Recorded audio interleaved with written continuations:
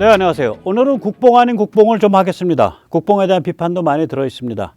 한마디로 말씀드리면 중국과 일본은 죽었다 깨어나도 한국을 못 이긴다. 단 전제는 한국이 지금까지 해왔던 게임을 계속한다면 그 게임이 뭔지 오늘 밝혀드리겠습니다. 요새 우리 비교적 잘 버티고 있죠. 예, 환율 상승폭, 원화 가치 하락폭은 유로와 비슷합니다. 오늘 1,300원 조금 넘었는데 엊그제는 1,299원 이렇게도 됐고, 변동폭이 중국 위안화보다 작아요. 경제 체질이 강하다고 전 세계가 인정하는 거죠. 우크라 전쟁 중이라 달러가 강세인 거는 어쩔 수가 없습니다.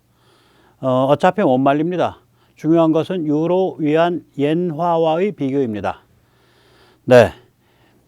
그리고 이제 반도체, 배터리, 전기차, 조선과 같은 또 무기 이런 것도 잘 성장을 하고 있죠. 이 미래 먹거리도 포지셔닝을 잘 하고 있습니다. 또 한류도 강하고, 또 브라질에서 패해서 아쉽긴 하지만 월드컵 16강도 가고, 이 정도면 참 선방하고 있는 거죠.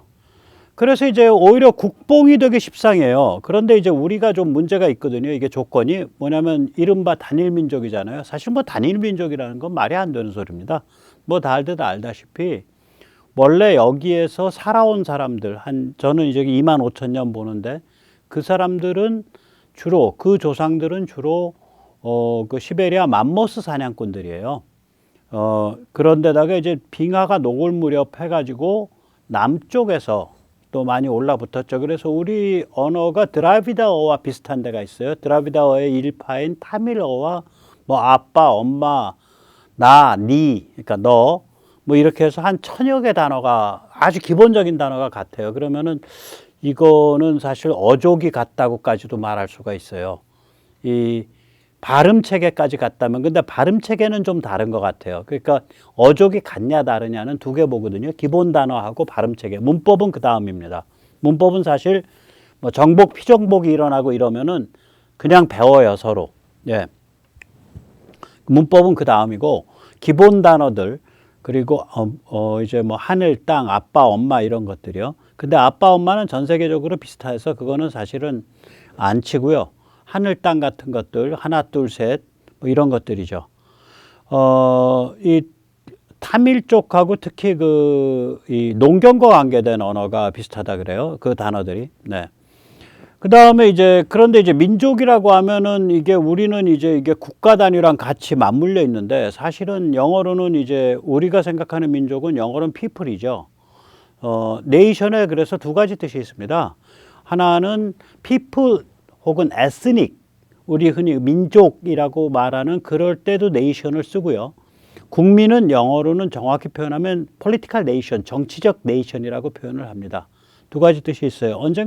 언젠가 댓글에서 영어 좀 하시는 분 같은데 저한테 무지하게 사납게 그러면서 좌좀스럽게 좌파에서 물을 먹어서 네이션을 왜 민족이라고 번역하냐, 내셔널리즘은 이건 국민주의다, 그것이 올바른 뜻이다라 그러는데 솔직히 말씀드리면 좀 일면적인 말씀이에요. 왜 그러냐면 내셔널리즘 자체에 두 가지 뜻이 다 있습니다. 우리가 흔히 얘기하는 민족주의라는 뜻도 있고요. 또 국민주의라는 뜻도 있고, 왜 그러면 영어 단어가 네이션이 지금 말씀드린 것처럼 한쪽으로는 people을 뜻하고 다른 한쪽으로는 그러니까 political nation, 국민을 뜻해요. 그러니까 정치적 네이션. 예. 아무튼 한국인한테는 이 두 가지가 겹쳐져 있죠. 그러니까 족봉이 됩니다. 민족할 때 족봉이 되는 거죠. 그러니까 이게 살벌하게 강한 잠재력을 갖고 있는 거예요. 그 파워가 담긴 게. 여기서 얼레벌레 엮여가지고 제 기준으로는 25,000년 동안 살아왔으니까 어느 한 공간에서 차곡차곡 쌓이면서 동화돼 가면서 서로. 따라서 이게 국뽕이 한 걸음 나가면 이제 아주 살벌한 족봉이 되는 거죠. 그런데 이거를 벗어날 때가 됐죠. 죽창 들고 찔러 죽이자, 이게 말이 안 되는 거죠. 이게 21세기에 대통령 무슨 비서실장을 했나? 그 사람이 뭘 했죠? 민정수석을 했나? 국무장관 지명자고. 국무장관이 아니라 죽창장관이 되겠네. 예. 이 민족파리가 이게 정말 위험하죠. 민족파리가 위험해서 우리 현대사를 모르면 이제 갑자기 나르시즘에 빠져가지고 이제 국뽕, 족뽕이 아주 중환자가 되죠. 그러나 우리 현대사의 속사를 알면, 또 한국사의 속사를 알면, 현대사뿐만이 아니라 알게 되면 한국인은 이제 동냄새도 향기롭다는 식의 국뽕, 족뽕을 극복할 수 있습니다. 특히 이제 현대에 들어서서 이 남쪽, 대한민국 쪽이 미국과 씨름하면서 받은 영향을 알게 되거나, 또는 먼 옛날 우리 조상들이 남한테서 들여와서 재창조한 것을 알게 되니까 국뽕, 족뽕을 이제 벗어나게 되는 거죠. 자, 오늘 이 말씀을 드리겠습니다.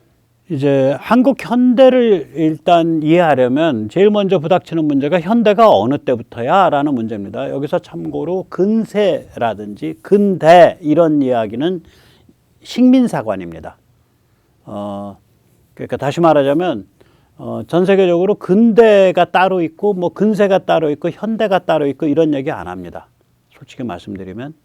그러니까 그냥 모더니티, 현대라고 하면은 이거는 이제 그 정신 구조 자체가 르네상스랑 프로테스탄티즘에서부터 지금 우리 구조랑 같아요. 마인드 구조가 비슷한 데가 있다고요. 굉장히 비슷해요, 사실은. 그러니까 동질적입니다.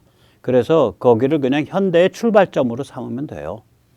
그러면 이제 우리 같은 경우에는 우리가 뭐 르네상스의 발원지도 아니고 프로테스탄티즘의 발원지도 아니죠. 그 현대를 어느 때부터 보냐? 현대 문명이 이제 그 산업혁명을 통해서 이제 유럽 쪽에서 완성이 된 다음에 유럽이 이제 그 물리력과 상품을 앞세워서 동아시아로 밀려들죠. 그래서 이제 대형 사건이 하나 터집니다. 그게 이제 1860년 베이징 조약입니다. 네. 그 뭐 조차 도시 열어라, 뭐 개항해라 이런 조건을 가지고 청나라가 이제 말을 안 들으니까 프랑스랑 영국이 청을 공격해서 베이징 이제 자금성을 공격해가지고 무릎을 꿇게 만들죠. 그게 1860년 경신년의 청천벽력과 같은 사건입니다. 당시 조선은 지정학적으로는, 군사지정학적으로는 완전히 청바라기였습니다. 청을 바라보는 해바라기였습니다. 조선의 입장에서는 정말 그야말로 하늘이 무너지고 땅이 꺼진 것 같은 그런 현상이 벌어진 겁니다. 그런 사건이. 자, 여기서 잠시 세뇌탈출 자유구독료 부탁 말씀 올립니다. 아시다시피 세뇌탈출은 광고가 잘 붙지 않습니다. 붙더라도 좀 늦게 붙는 경향이 있습니다. 도와주시면 보다 좋은 컨텐츠로 찾아뵙는데 커다란 힘이 되겠습니다.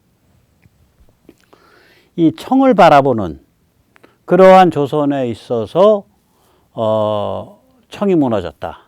그냥 몇 명 되지도 않는 영국, 프랑스관한테 무릎을 꿇었다. 이것이 조선한테 굉장히 이제 공포감을 주죠. 예, 공포감을 줍니다. 그래서 겁에 질려서 천주교인을 약 8,000명 목을 잘라 죽였어요. 또 서양이 쳐들어올까봐 서양과 잘 지내자고 하는 놈은 간첩이다. 즉 양이 침범, 서양 오랑캐가 쳐들어오고 있다. 비전즉화, 싸우지 않는 자는 평화, 서양과 잘 지내자라고 주장하는 자이다. 주화 매국, 서양과 잘 지내자는 얘기를 하는 자는 간첩이다. 그 소리예요. 이게 척화위입니다. 그 다음에 이제 위정척사는 뭐냐면 서양은 악마이고 우리는 천사이다. 이 정사라는 거는 요즘 우리 개념으로 하면 악마와 천사입니다. 정은 천사이고 악마는 이제 사는 악마입니다. 자, 이게 뭐 이제 이러한 식으로 해서 이제 포악질을 떨게 되죠. 왜 그러냐면 이제 조선 왕조가 이제 공포에 질리니까 자기가 알고 있던 그러한 세계 질서, 자기가 알고 있던 우주 질서가 다 무너진다고 느끼니까 이런 발작을 일으키는 거예요. 그 계기가 1860년 그 베이징 조약입니다. 즉 다시 말하자면 우리들의 그 현대는 조선 왕실의 발작에서 시작을 합니다. 베이징 조약에 이은. 네, 그게 우리들의 현대입니다. 이 청바라기가 어느 정도 심했냐? 이건 뭘 보면 아냐면 이 조선 말에 이 그 뭐 몇십 년 만에 한 번씩 가뭄이 닥치면 막 수십만씩 굶어 죽어요. 뭐 아무도 안 보는 데서는 자식도 바꿔먹고 시체도 파먹고 그랬겠죠.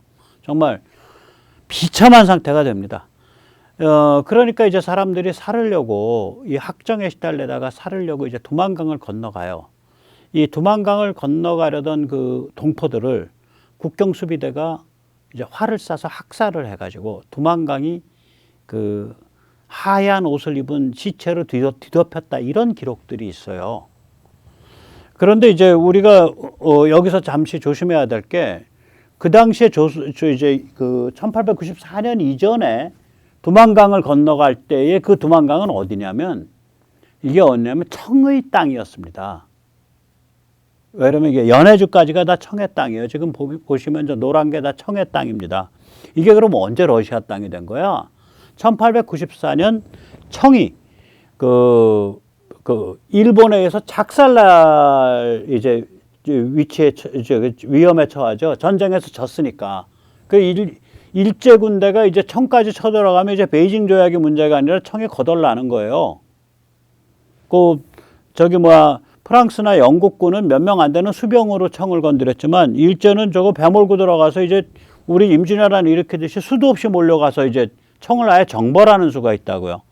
그러니까 그때 나서 가지고 야, 너희 일본 말이야 이제 그만 들어와. 더 들어오면 여기 러시아군 출병할 거야. 그래서 러시아가 인심을 팍 씁니다. 그 러시아는 출병을 물론 안 했죠. 그 인심 쓴 것 때문에 청이 러시아한테 저걸 내주는 거예요. 그래가지고 러시아한테 연해주와 여순을 내줍니다. 그 러시아는 이제 복덕방 하나 차려놓고 그냥 말로 그냥 땅을 그냥 공짜로 먹은 겁니다. 정말 엄청 재미 본 거예요. 이게 이제 그러니까 제가 말씀드리는 거는 1894년 이전까지는 저기 그 연해주와 이런 데까지 전부 다 청의 땅이었다. 그래서 더 잡아 죽인 거예요, 이게. 왜냐면은 이 못난이 조선왕실이 생각하기에는 이 간도 연해주로 건너가면 두 가지 문제가 있습니다. 하나는 뭐냐면은 이게 이제 청 황실이 신성시하는 땅이에요. 여기 이제 봉금지대라 그러죠. 봉금이라 그래가지고 이게 봉알봉자 금알금자입니다. 이게 이제 지금 뭐 단둥보다 약간 더 서쪽으로 해서 시작하는데 여진의 이제 그 고향 땅이다. 그래서 이제 여기 들어오지 마라 이거예요. 우리 언제든지 다시 돌아가서 살 수 있다. 청여진족이 본토 삼긴 다음에 그래서 여기 사람들이 꽤 안 들어가서 살았었어요. 그러나 18세기 말 19세기 초가 되면 이제 그 청의 그 왕실의 힘이 약해지니까 이 산둥 지역에 있는 한족을 중심으로 해서 여기로 밀려 들어가서 살기 시작해요.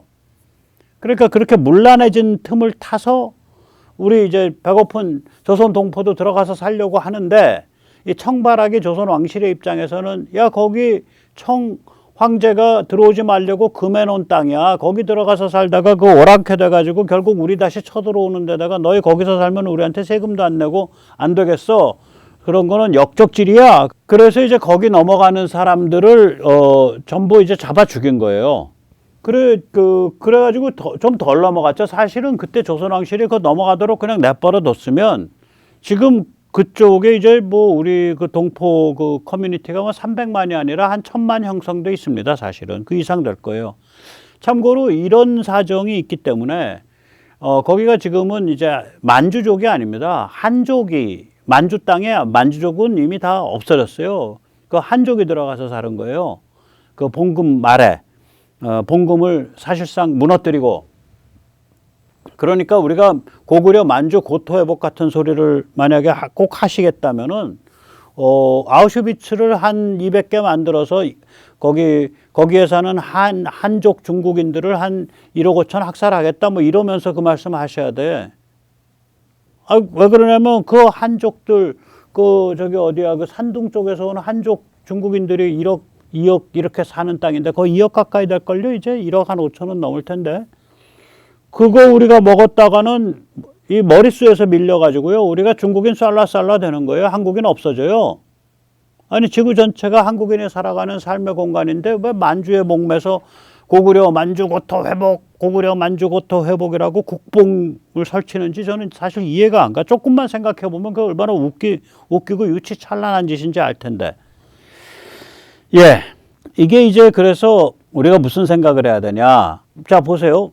1860년에 이제 청이 무릎을 꿇고 서양이 닥친다고 생각을 하니까 조선 왕실이 저지른 짓이 뭐예요? 이 대원군이랑 고종이 저지른 게 또 그 고종의 마누라인 민비가 저지른 짓이 제일 처음에 저지른 게 동학 탄압, 최재우 그 불쌍한 점쟁이 끌어다가 경상감형, 지금 대구 시내 한복판에 있습니다. 경상감형에서 목 자르고 부인과 애까지 잡아 죽이겠다고 전국을 샅샅이 뒤졌죠.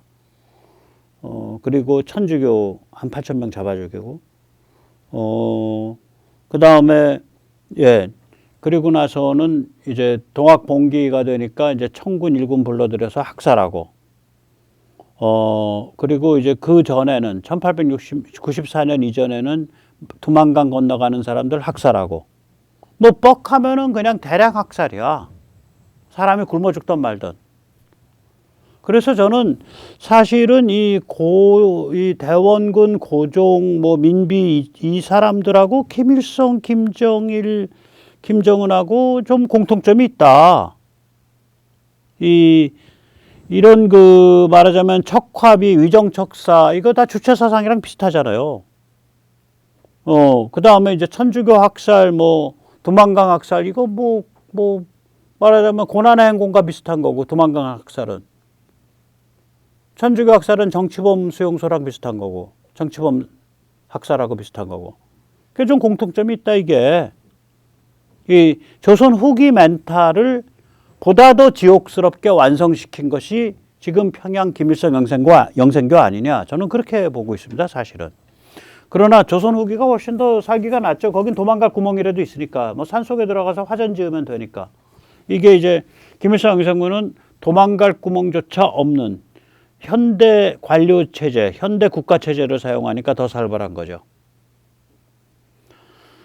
자, 이 조선왕실의 이제 청바라기 근성은 이제 1876년 강화도 조약 때에도 그대로 드러납니다. 그때 이제 조약할 때마다 아마 조약 구문에도 그런 게 있을 거예요. 우리가 청해 속국으로 청이 오케이 하지 않으면 이 조약을 못 맺는다. 우리는 조약을 맺을 자격이 없다. 이런 식으로 얘기를 해요. 참 구역질 나는 것들이죠. 이 조선왕실이라는 게. 네.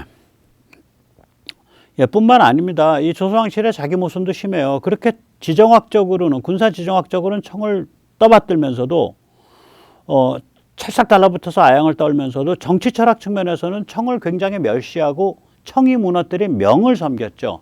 그래서 이제 대명천지 1월 숭정. 야, 그 대명천지 어떻게 그렇게 할 수 있어? 그런 말 쓰시면 안 됩니다. 그거는 원래 8글자입니다. 대명천지 1월 숭정으로요. 위대한 명나라의 질서가 우주에 가득하고 그게 대명천지입니다. 뜻이. 그 다음에 1월 숭정은 명나라 마지막 황제 숭정제의 위엄이 해와 달처럼 빛나는 도다. 그런 소리예요. 그러니까 대명천지 같은 말씀 쓰시면 안 됩니다. 그거 완전히 그 중화 사대주의자의 말입니다. 예, 이게 충북에 있는 만덕묘죠. 예, 송시열의 작품입니다. 이게 뭐냐? 누구의 사당이냐? 명나라 마지막 황제 숭정제의 사당입니다. 청이 무너뜨린 그 명의 마지막 황제 숭정제의 사당이에요.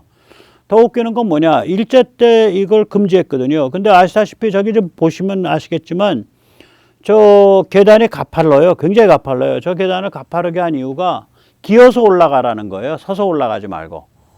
그 유생 양반들이 이제 저기조차도 문이 막히니까, 그리고 일제가 철조망을 뚫어놓으니까 이제 철조망에 개구멍을 만들고 개구멍으로 기어 들어가서 제사를 올리다가 이제 일제에 단속돼서 잡혀 들어갔어요. 그래 당시 일본인 언론사 기자들이 조선 양반 유생들은 정말 특이하다. 정말 이런 자들이 어떻게 있냐. 저 망한 청나라의 망한 명예 황제를 어떻게 사당으로 모셔서 저걸 죽고 못 산도록 모시냐. 뭐 이런 이상한 자들이다. 이런 그 조롱을 했었죠. 자, 그러면 이제 명을 왜 기렸을까요? 예, 아까 말씀드렸듯이 이 청에 대해서 이런 심리가 있는 거예요. 오냐? 그래, 군사지정학적으로는 너희 여진족의 청을 섬기지만 우리의 정신적 지주는 유교, 한족에 있어. 이렇게 꼬장을 부린 겁니다. 지독한 꼬장입니다. 예, 호란 이후에 300년 동안 이어진 꼬장이죠. 이게 이제 조선 말의 그런 그 스냅샷들이죠. 아무튼 이런 구질구질한 상태에서 현대를 맞이한 거예요. 이 비참한 상태죠. 가뭄이 들면 몇십만, 몇백만이 굶어 죽는데 그게 뭐 한 몇십 년 만에 한 번씩 반복되는 상태. 서양이 오는 게 무섭다고 해서 가톨릭 신자 8천 명의 목을 자르는 그러한 학정. 아무 발전과 변화의 가능성이 없는 정말 한심한 정체 상태. 또 카톨릭의 영향을 받은 최재우가 동학을 만들자 이를 잡아서 죽이고 그 목을 자르고 그 아내와 어린 아들까지 잡아 죽이겠다고 전국에 지명수배하는 이런 자들. 동학 농민이 일어나자 여기 그림에 있는 그런 게틀링 기관포, 게틀링 기관총으로 무장한 청군과 일군을 불려들어서 이걸 학살시키도록 그렇게 초빙한 그런 민비와 고종 같은 자들, 이런 게 바로 그러니까 조선의 마지막 모습이에요. 그리고 마지막에는 왕실을 보존하기 위해서 나라를 팔아먹었죠. 그것도 직접 나서서 용감하게 판 것도 아니고, 그러면 면이 안 사니까 이완용 같은 그 왕실 충신, 국가 충신은 아니죠. 국가는 매국이고 왕실엔 충신이죠. 왕실의 만고의 충신을 시켜가지고 거간을 시켜서 팔아먹었죠.